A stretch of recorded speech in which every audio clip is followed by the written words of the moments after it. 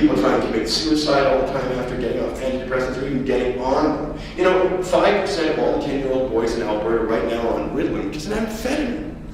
Right? We're giving out drugs to our kids, we're poisoning with our food, fructose, sugar, salt, everything's killing people, nobody cares. I don't see the president of McDonald's Tobacco ever called to a courtroom to account for the hundreds of thousands of people he is directly responsible for killing with his product.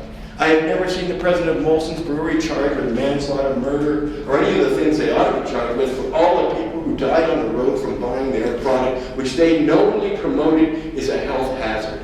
And there's something very insidious. So my point is that marijuana not only is it not ever going to hurt you or harm you in any long-term way, but it has so many good things going for it. And again, there's nothing else like that. All the other things I've cited to you that kill you don't have an alternate function but killing you. That's salt, sugar, you don't need that salt. That's just there to kill you so it tastes better while you kill yourself. Your sugar, you don't need either. You get way too much sugar in your normal diet and fruit, you never need any extra sugar. It's only put on that table to kill you. It tastes good while you're killing yourself. Most things that you kill yourself with do taste good, right? But it's okay, it's legal, nobody's going to court, nobody's being charged, nobody's even being responsible for it. After all, we have Health Canada. What's Health Canada supposed to do but to protect you from foods that might kill you?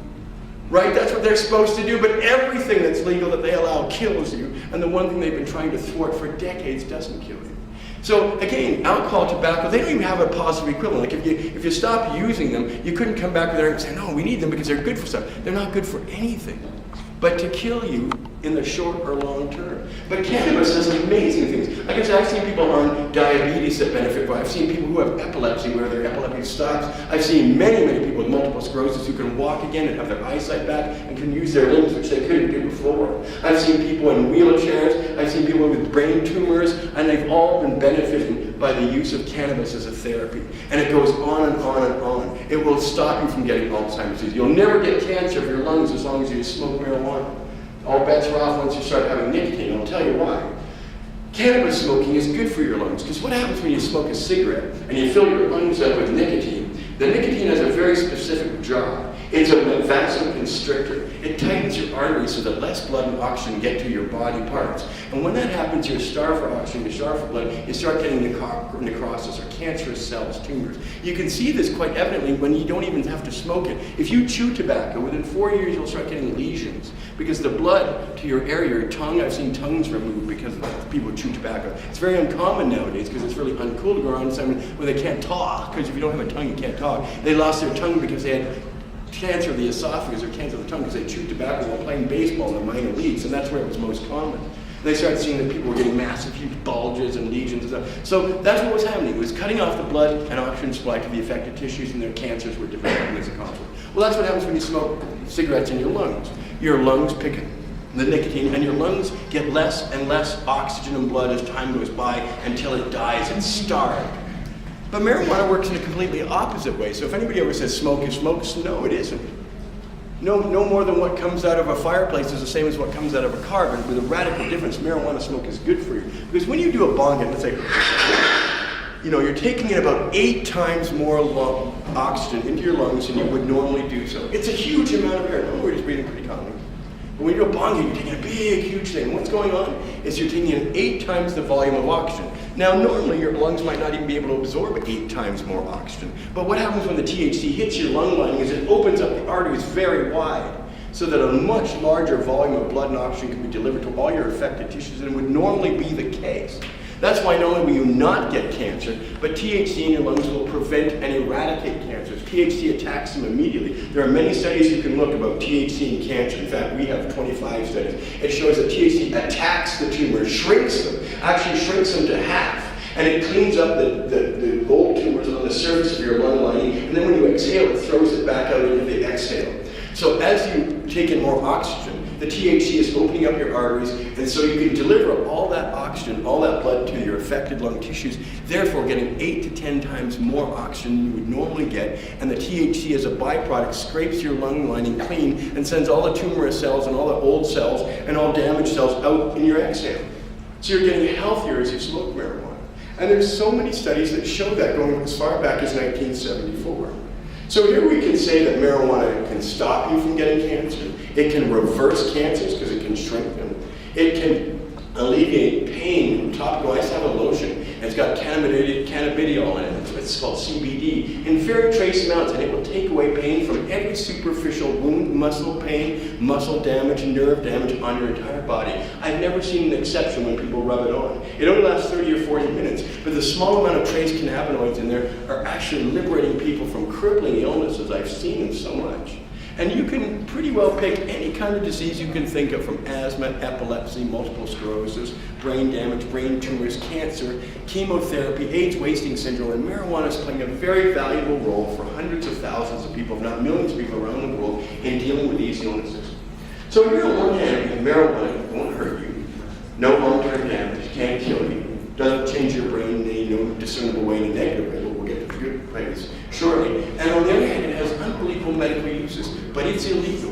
And not only is it illegal, but we're hunted down like animals. And we've been hunted down like animals for 45 years in this country. That's 3 generations. 2 million Canadians have a criminal record for marijuana. That's a pogrom of an unbelievable scale. 2 million Canadians over 45 years. And what was the purpose of that public policy? How did anybody benefit by 2 million Canadians being criminalized? And half of those people, about 500,000 of them went to jail for a smaller or larger amount of time. How did anybody else benefit by that public policy?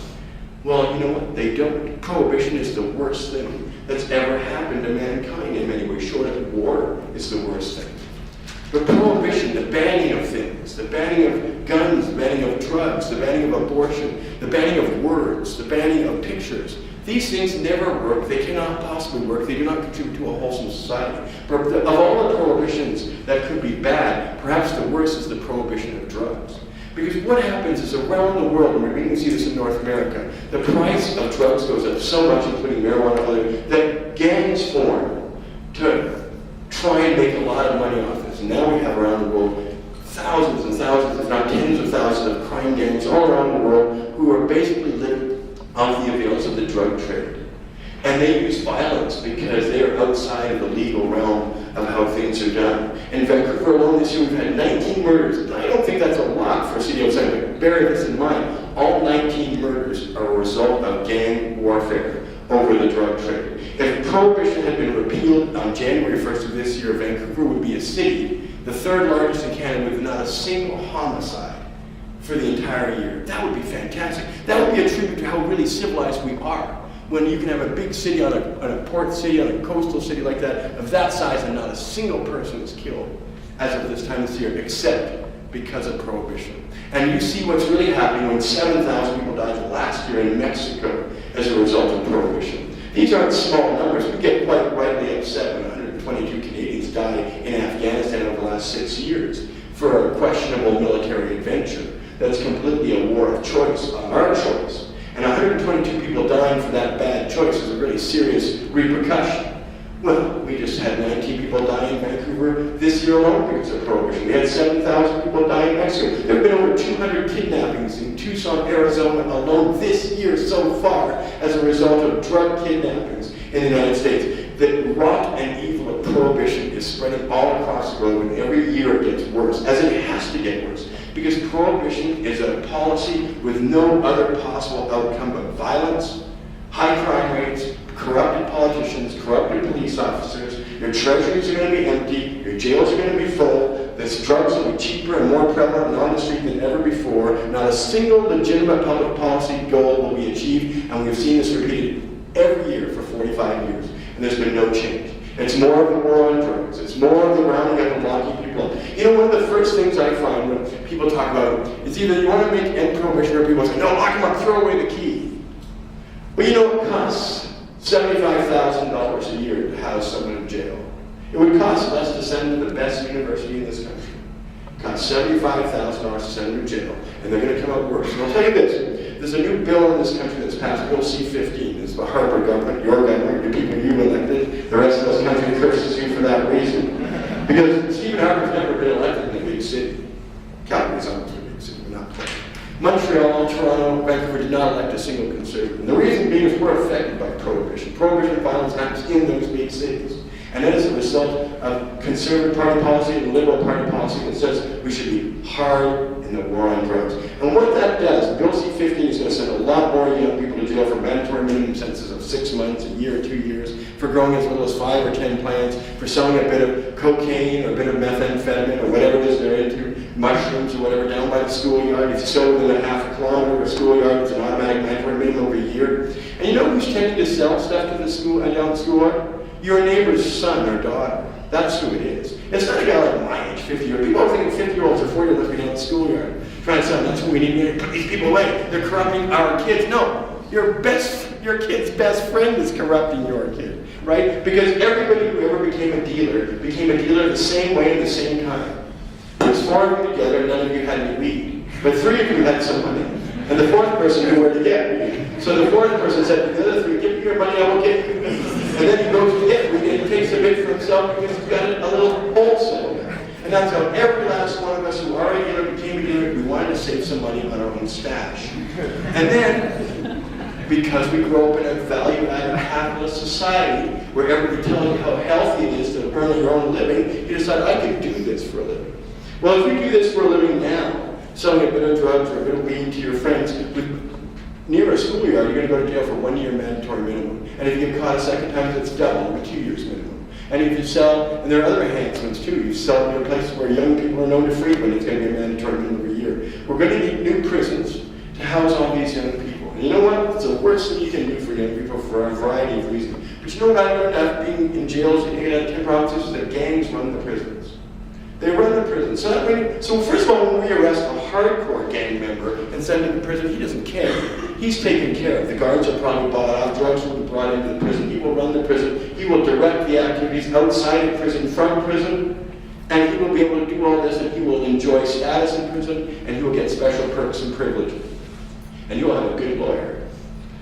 The other person, though, that I'm really concerned about, not that person, is the person who's never been to jail before, who's just doing a little bit of weed to his friends and decided to grow foolishly perhaps outside of himself. When we send him to prison, he's going to meet gangs, and they're going to say, you can't use the phone unless you do something for us. You can't go to the range, because gangs run the ranges in prison.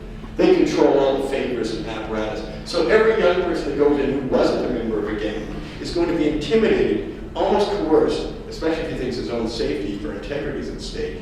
He's going to be coerced into joining a gang in jail.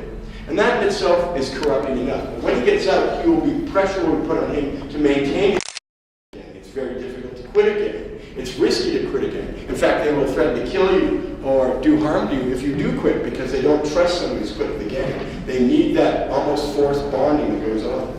So here we are ready to send 1,000 more young people to jail whose only crime at this point is selling a bit of weed, selling a bit of coke, selling some methamphetamine, whatever it is they're doing, and then we put them in a jail where the gangs run the jail and he has to join a gang. And then when he gets out, he'll be expected to participate in gang activities, which will require him to do things much more heinous than merely selling a little bit of weed and a little bit of coke to his friends. And that's what you're getting for your tax money. You're manufacturing criminals. You're manufacturing crime that didn't exist. It's born of a situation that in nature could not possibly exist. Because there's only 3 things that all of us do. And that's we breathe.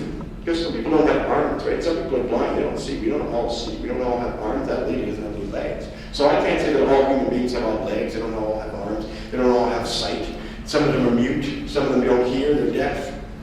The only thing you really do in common is we breathe and we excrete, and that's kind of a polite thing, and we're sweating, we're shitting, we're pissing, we all do that, no matter if we got legs, eyes, whatever, we all piss, shit, and excrete, and we all put things in our mouth. If you can't get anything in your mouth, you will die. If you don't breathe, you will die, and if you don't excrete, you will die, but those are the only 3 commonalities in all humanity. There is nothing else that is similar. There's always going to be a human being I can point to that doesn't match that hurt. But everybody excretes, breathes, and puts things in their mouth. So when you prohibit a person, a human being, an individual, from putting anything in their mouth, drugs, food, even ideas, I would suggest, but certainly drugs, in your mouth, you are basically violating one of the fundamental 3 things that all human beings do. And when you ban that, you've created criminals out of tens, if not hundreds of millions of human beings. And that's an endless job cycle for a lot of people. Courts, police officers, tyrants, prohibitionists, evil people. Don't be mistaken, our enemies are evil. They know pot doesn't hurt anybody. They know we're good people. They all joke about it. Cops joke about it. Oh, I love arresting pot people. They're all so nice. They never fight back. I hate arresting drunks. They say they're so abusive and mean and puke on you and swear at you, get into fights. Oh, they're horrible. No, I love the rest of the pot people. They're great. They're all passive and docile. You know, they're just non-white. They call their lawyer. Cops love pot people because they're such